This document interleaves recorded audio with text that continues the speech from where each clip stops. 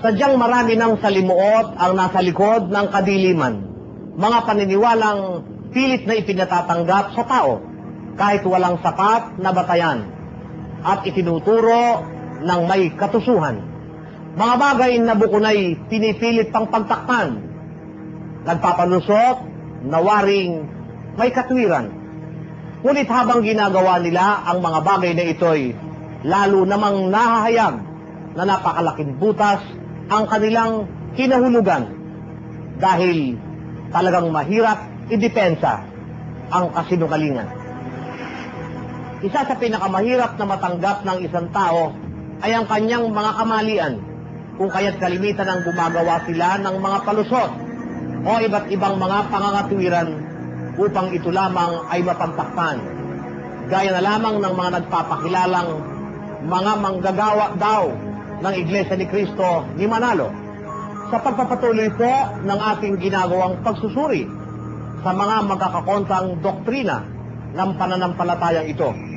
Muli inyo pong masasaksihan kung paano at kung gaano kagaling at kabihasa ang mga manggagawang ito sa pagpapalusot at pagpapaikot ng kanilang mga taga-subaybay na mangilan-ngilan. Upang atin pong lubos na maintindihan, panoorin po natin ito. Sa mga nakaraan nating pagtatanghal ay itinatampok natin ang mga magkakakontra at maling aral ng iglesyang itinatag ni Ginoong Felix Manalo na ang ating naging batayan ay ang kanila rin namang mga lathalain. Ang isang pasugo ay kinokontra ng isa pang pasugo, gaya na lamang ng kanilang doktrina ukol sa iglesyang itinatag ng Panginoong Hesukristo. Matatandaang inilahad natin ang magkasalungat na paniniwala ng iglesyang ito ukol sa unang iglesyang itinatag ng ating Panginoong Hesukristo. Ang sabi ng isang issue, ang Panginoong Hesus daw ang nagtatag ng kanilang iglesia na ating mababasa sa January-February issue ng kanilang pasugo. Ay matatagpuan natin ang bahagi ng isang artikulong sinulat ng isang Ginoong Teofilo Ramos na ganito ang sinasabi. Ang nagtatag ng tunay na Iglesia ni Cristo ay ang ating Panginoong Jesus. Ang itinatag ni kapatid na Felix Y. Manalo ay ang mga lokal ng Iglesia na umanib sa tunay na Iglesia ni Cristo. Dapat nakahabagan si Ginoong Tepego upang pagtakpan ang sinasabi nila sa isa pa nilang pasugo. Pakinggan po natin ang nakasaad sa isa pang issue ng pasugo na nailathala noong Hulyo taong 1964 sa page 17. Ganito po ang ating mababasa. Kailanman hindi si Kristo ang nagtatag, hindi ito ang tunay na iglesia, kundi huwad na iglesia. Ito ay kasuwato ng kanilang pahayag sa kanilang aklat na may pamagat na ang pagbubunyag. Sa Kabanata 16 na may pamagat na artikulong si Kristo ang nagtayo ng Iglesia ni Cristo sa Pilipinas, sa pahina 128. Ganito ang sinasabi. Ayon sa mga nakaraang kabanata, ang iglesyang itinayo ni Kristo noong unang siglo sa Jerusalem ay natalikod, iniligaw ng mga bulaang propeta o ng mga paring Katoliko. Ang mga unang alagad ni Kristo ay pinasunod nila sa kanilang hulihan o tinuruan nila ng mga aral ng demonyo, at ang mga hindi sumunod o sumalangsang ay kanilang pinagpapatay. Kaya walang natirang tupa si Kristo noong unang siglo, nalipol na lahat. Maliwanag na ayon sa kanilang aklat na tinatawag nilang pagbubunyag, aniya ay nalipol ang lahat ng tupa ni Kristo noong unang siglo at walang natira kahit isa. At ang maliwanag pa nilang pinagbibintangan ay ang mga paring Katoliko o ang Iglesia Katolika na siyang dahilan di umano ng naganap na pagtalikod noong unang siglo. Ngunit pansinin na isa-isang labas pa rin ang kanilang babasahing opisyal, ang pasugo. Ito ay lumabas noong Pebrero 1939. Sa page 9 ay ganito naman ang sinasabi. Ang Iglesia Romana ay itinayo sa pagitan ng taong 527 at 562 sa panahon ng pamamahala ng Emperador Justiniano I. Sa makatuwid ay ika-6 na siglo. Encyclopedia Catholica, Volume 8, page 578-579. Ito'y lumilitaw na para sa Iglesia ni Cristo, ang Iglesia Katolika ay natatag noong ika-6 na siglo. Subalit alam ba ninyo na ito na may kakontra ng isang pahayag sa kanila pa ring aklat na pagbubunyag sa page 56 ay ganito naman ang kanilang sinasabi. Sino ang pumipili ng magiging papa o sumo pontifice? Ano ang tinatawag na pontifice?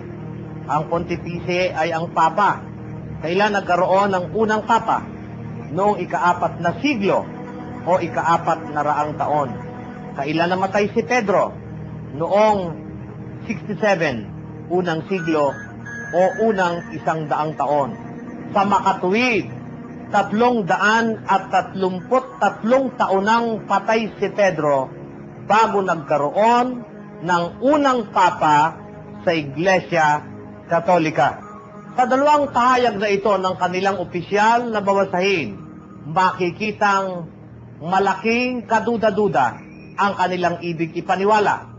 Ang Iglesia Katolika na kanilang pinagbibintangan na siyang nagligaw o naging dahilan ng pagtalikod di umano ng unang Iglesia ni Cristo noong unang siglo, wala pa pala at hindi pa umiiral dahil ayon sa kanila, ito ay umiral lamang sa isa nilang pahayag ay noong ika-6 na siglo at sa isa pa naman nilang pahayag ay ika-4 na siglo. Hindi ba lumilitaw na ang bagay na ito ay hindi totoo dahil papaano maitatalikod ng Iglesia Katolika gayong ika-6 na siglo lang naman pala sila lumitaw. Yan ay isang nakahihilong pahayag at pagtuturo ng mga tagapagsalita ng Iglesia ni Cristo. Subalit, alam ba ninyo na ang mga kapalpakang ito ng kanilang publikasyon ay pinilit at pinagtangkaang hilutin upang mapagtakpan at mapaikot ang mga tao? Panoorin po natin ang ginawa ng mga manggagawa daw ni Manalo. Kaya, pagka atin hong nilaliman ng pagsusuri, kapatid na rin, aling iglesia ho ba? No? Aling iglesia ang bunga ng pagtalikod? Kasi yun ang tinatalakay ng manggagawa.